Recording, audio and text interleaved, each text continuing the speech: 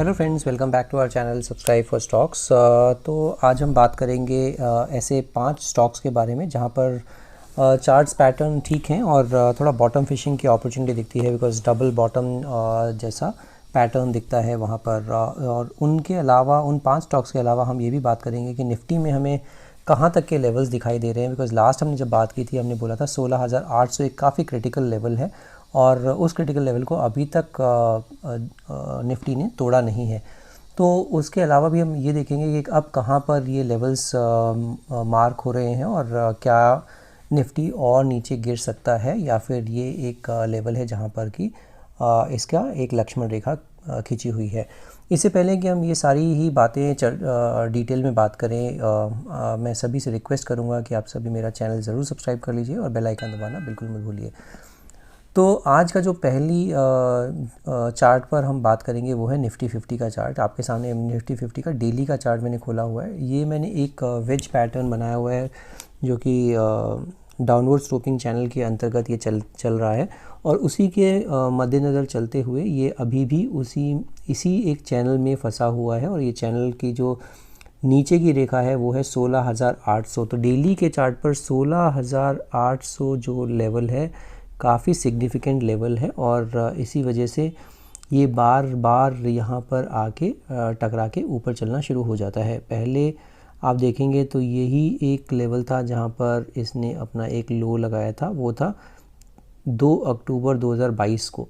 2 अक्टूबर 2022 के बाद ये लेवल वापस से टेस्ट नहीं हुआ है अभी, हालांकि हम काफ़ी नज़दीक है इस लेवल के और इसी वजह से थोड़ा सा डर है और शंका है कि ये लेवल हो सकता है टूट जाए आने वाले टाइम में। अगर ये लेवल टूट जाता है तो नेक्स्ट लेवल काफ़ी नीचे है जो है 15,750 के आसपास। तो अगर 16,800 टूटता है तो आप बिल्कुल ध्यान में रखिएगा 15,750 का लेवल भी देखने को मिल सकता है अगर ये लेवल गया तो इसी वजह से इस लेवल की अहमियत काफ़ी ज़्यादा है और अगर आपको नज़र में रखना है तो नज़र में ज़रूर बना के रखिएगा 16,800 अगर टूटता है तो आप शॉर्ट की पोजीशन बना के इसमें भी पैसा कमा सकते हैं और वो है ऑप्शंस और फ्यूचर्स में। तो फ्यूचर और ऑप्शंस में एफएनओ में आप काफ़ी अच्छा पैसा बना सकते हैं अगर आपको वो आता है तो। अदरवाइज़ रिटेल ट्रेडर्स क्या कर सकते हैं, रिटेल इन्वेस्टर्स क्या कर सकते हैं, वो कुछ ज़्यादा करने के उसमें होंगे नहीं और अच्छे जो स्टॉक्स हैं उसको एक्यूमुलेट करने का टाइम हो सकता है वो उनको मिले। तो बहुत अच्छे से एसआईपी के ज़रिए ही उसमें इन्वेस्ट कीजिए। तो इसी के तर्ज पर आप अपनी स्ट्रैटेजी बना सकते हैं। SIP is the most easy way out for all the retail investors. अगर आप देखेंगे तो अभी कुछ 35 का आरएसआई चल रहा है निफ्टी के डेली चार्ट पर और आरएसआई का नंबर 35 है। एमएसीडी पर भी आप देखते हैं तो एमएसीडी पर भी बहुत ही इनडिसाइसिव सा मूव दिखता है। और इसके अलावा अगर आप चार्ट पैटर्न में देखते हैं तो चार्ट पैटर्न में भी एक हैमर ज़रूर बना है। एक हैमर बनने के बाद ये था 20 मार्च को एक हैमर बना था और हैमर की फॉर्मेशन के बाद एक ग्रीन कैंडल ज़रूर आई बट उसके बाद नीचे वापस से आना शुरू हो गया है। तो ये हैमर का जो लो है वो है 16,830 और उसके बाद 16,800, ये लेवल अपने जहन में ज़रूर रखिएगा। तो ये निफ्टी का चार्ट हो जाता है। Now let's talk about the individual stocks. तो आज का जो पहला स्टॉक है वो है आपके सामने नीलकमल लिमिटेड का। नीलकमल मुझे क्यों ठीक लग रहा है, बिकॉज़ अगर आप देखेंगे तो फ्राइडे के सेशन में काफ़ी अच्छी वॉल्यूम बार बनी है। ये काफ़ी अच्छी वॉल्यूम बार बनी है और बहुत ही बढ़िया ये वॉल्यूम है। अगर आप पिछले काफ़ी टाइम से देखते हैं तो यहाँ पर बहुत समय बाद ये इस तरह का वॉल्यूम बार बना है। और दूसरी एक चीज़ क्या है कि एक ये डबल बॉटम पैटर्न बन रहा है और डबल बॉटम पैटर्न बनने के कारण ही ये मेरे रडार पर आया है। मैंने आपको बोला है बॉटम फिशिंग का एक अपॉर्चुनिटी दिखती है मुझे और वही इस चार्ट पर भी दिखती है कि डबल बॉटम पैटर्न बनने के बाद ऊपर चलना शुरू हुआ है। तो आप एक 1,700 रुपये का एक स्टॉप लॉस ज़रूर रखिएगा। 1,700 रुपये का क्लोजिंग बेसिस पर डेली के चार्ट पर टूट जाए तो आप बिल्कुल इसमें से निकल जाइएगा, बिकॉज़ एक बार ये सपोर्ट अगर टूट गया तो फिर नीचे आने की बहुत ज़्यादा गुंजाइश है। इसी के साथ अगर आप इसमें टारगेट देखते हैं तो टारगेट क्या देखने को मिल सकता है आपको। टारगेट जो पहला देखने को मिलेगा 1800, 1850 और फिर 1900। तो अगर आप स्टॉप लॉस 1700 का लगाते हैं तो टारगेट आपको देखने को मिलेगा पहला 1800, 1850 और उसके बाद 1900 रुपये। तो ये तीन जो टारगेट्स हैं बहुत ही इम्पॉर्टेंट टारगेट्स हैं, जो कि इसके 20, 50 एंड 100 डेमा भी है, और काफ़ी अच्छे से इसको अगर ये क्रॉस कर जाता है तो बहुत ही बढ़िया लेवल्स ऊपर के देखने को मिल सकते हैं। अगर आपका पहला पड़ाव 1800 आ जाता है और आप 1850 को चेज़ करते हैं तो 1700 की जगह स्टॉप लॉस लगाइएगा 1800 का, सो दैट आपका जो प्रॉफिट है वो प्रोटेक्टेड रहे। 1850 से अगर आप टारगेट करते हैं 1900 का, एक बार ये निकल जाता है तो आप स्टॉप लॉस 1800 से खिसकाकर 1850 पे ले जाइएगा। तो ये एक स्ट्रैटेजी है जहाँ पर आप अपने प्रॉफिट को लॉक इन कर सकते हैं और हायर प्रॉफिट्स कमाने के बारे में भी सोच सकते हैं। तो ये आज का पहला स्टॉक हो जाता है नीलकमल लिमिटेड। इसमें मेरी कोई पर्सनल होल्डिंग नहीं है, जैसा कि आप सभी को पता है। अब मैं होल्डिंग में ज़्यादा नहीं रखता हूँ शेयर्स, मैं ज़्यादातर ऑप्शंस में ट्रेड करता हूँ, ऑप्शन सेलर में हूँ।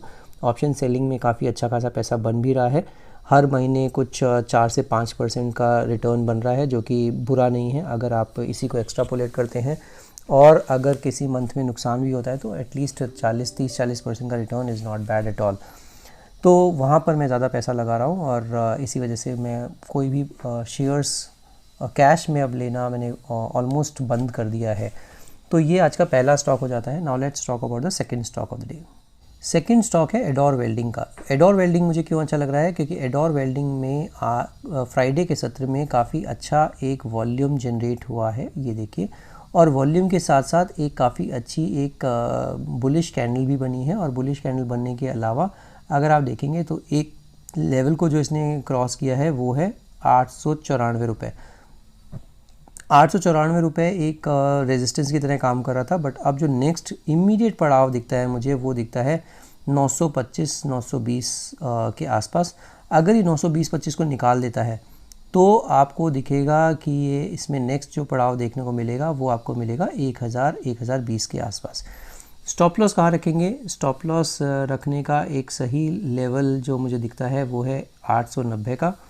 तो स्टॉप लॉस 890 और जो टारगेट है वो है 1000 से लेके 1020 तक का। ये आने वाले टाइम में काफ़ी अच्छा लेवल देखने को मिल सकता है। और अगर आप देखेंगे मार्केट इतना वॉलेटाइल है, बट फिर भी ये 200 डेमा का सपोर्ट लेके हर बार ऊपर चल रहा है। तो अगर आप लॉन्ग टर्म इन्वेस्टर्स हैं और आप लोगों को लगता है कि मेरी बहुत पुरानी पोजीशंस हैं, तो आप 811-810 का स्टॉप लॉस लगा लीजिएगा। अगर लॉन्ग टर्म इन्वेस्टर्स आप अगर आपने बहुत ही नीचे की पोजीशन बना रखी है एडोर वेल्डिंग में। शॉर्ट टर्म ट्रेडर्स ज़रूर आप ध्यान रखिएगा 880-890 के आसपास। और अगर थोड़ा सा आप स्विंग ट्रेडिंग या फिर और मीडियम टर्म के लिए रखना चाहते हैं तो 850 का एक स्टॉप लॉस काफ़ी कायदे का स्टॉप लॉस हो जाता है, जो कि 20 डेमा भी है इस पर्टिकुलर स्टॉक में।